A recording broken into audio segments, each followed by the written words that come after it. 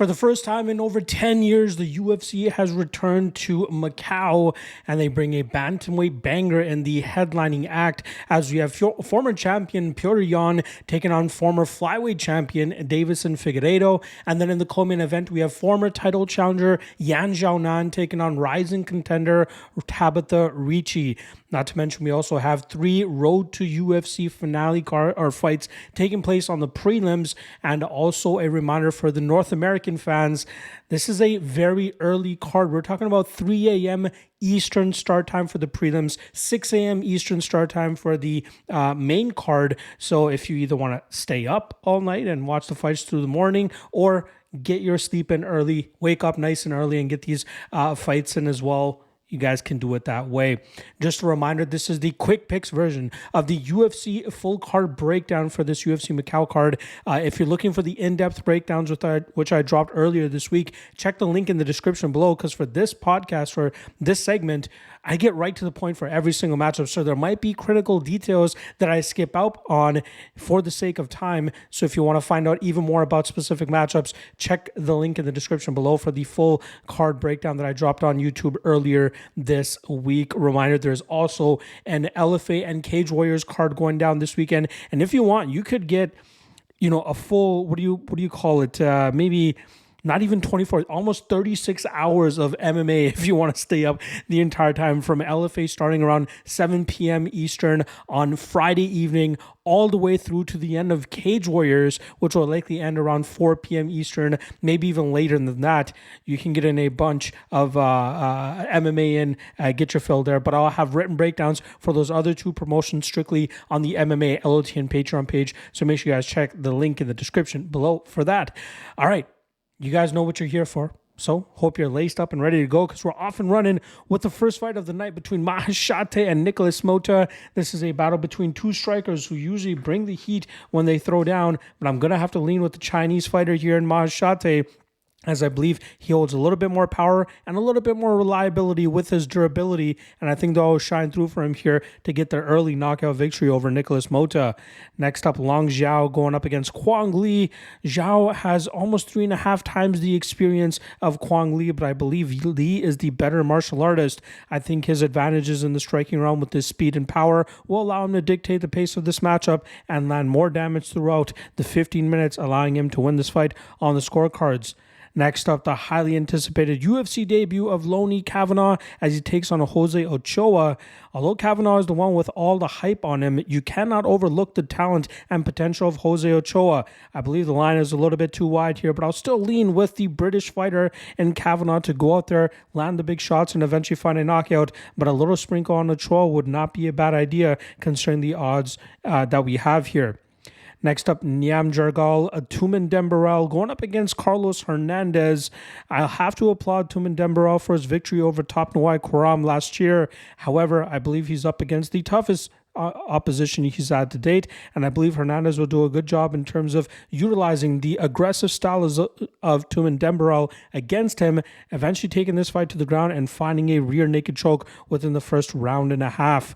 Next up, Mingxi going up against Xiao Feng in the first of 3 Road to UFC tournament finales. I'm going to have to lean with Feng here, as I believe she is the superior striker, and her damage-based approach should allow her to get the victory here by decision, although the line might be a little bit too wide. Next up, in the flyweight division, we got Kiro Sahota going up against Dongwoo Choi. I'm going to lean with Sahota here, as I believe he should be able to utilize his size and reach advantage to touch up Choi from distance and go on to win a decision and earning a UFC contract.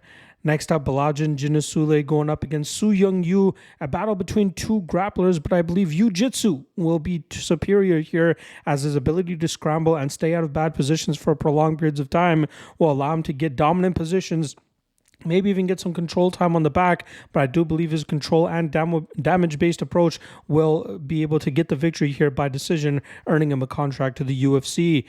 Next up, Ming Yang Zhang going up against Aussie Diaz in a light heavyweight slobber knocker. I do have to lean with the explosivity and power of Zhang, but line is too wide here. And if this leaks into the second or third rounds, Diaz definitely has an opportunity to take momentum and get a win of his own. I'd rather sprinkle the Diaz round 2 and round 3 props, but in terms of an official prediction, I'm going to go Ming Yang Zhang round 1 KO. Next up, Volkan Oezdemir going up against Carlos Ulberg. Oezdemir obviously has a strength of schedule advantage here over Ulberg, but I believe Ulberg's superior striking speed and footwork will allow him to stay away from the big power of Oezdemir, chop away at him with his jab, and eventually win this fight on the scorecards. Next up, Wang going up against Gabriela Fernandes. Both strikers here, but Wang clearly the superior of the two. I do believe she'll take her time disposing of Fernandes and then working to get a TKO of some sort in the third round. Next up, Kanan Song going up against Muslim Salikhov. Salikhov, 40 years old, still doing the damn thing, picking up a win over Santiago Ponzinibbio last time around. But I do believe he's going to be behind it here against Kanan Song, who's way closer to his prime and should be able to take advantage of some of the durability issues we've seen from Salikhov. Look for Song to thwart the Sando Wushu style of Salikhov and eventually find that big knockout in the second or third round. Co-main event, we got Yan Xiaonan going up against Tabitha Ricci. Yan is obviously going to have the striking advantage here, but I do believe Ricci's ability to mix it up in the clinch, maybe even with a few takedowns, and her comfortability in the striking realm will allow her to put together a much better body of work over the course of 15 minutes and win this fight on the scorecards and pulling off the upset while doing so. And the main event, former champions here, Petr Yan going up against Deiveson Figueiredo, a fight that could have surely headlined a pay-per-view card 2 years ago, but now here they are in Macau main eventing a fight night card. But I do believe all the advantages lie in the Russians' favor. Look for Yan to make this fight competitive early and obviously have a slow start as he always does, but start to pick up steam in the second, third, and fourth round, which is where I eventually believe he'll be able to find the big shot on the depleted and exhausted Figueiredo. Look for Yan to win this fight by knockout in the third, fourth, or fifth round. There you guys go. Quick picks for UFC Macau. Again, early start time. Don't get caught sleeping. Next week is an off week for the UFC. There will be the PFL Championship card. So I'll obviously have breakdowns there on YouTube for you guys there. Otherwise, I'll see you guys later. Tomorrow for the top 3 prop bets, which haven't been doing the greatest, I'll be honest. And then the free parlay, which we've been absolutely smashing this year. So stay tuned for that. See you guys then. Peace.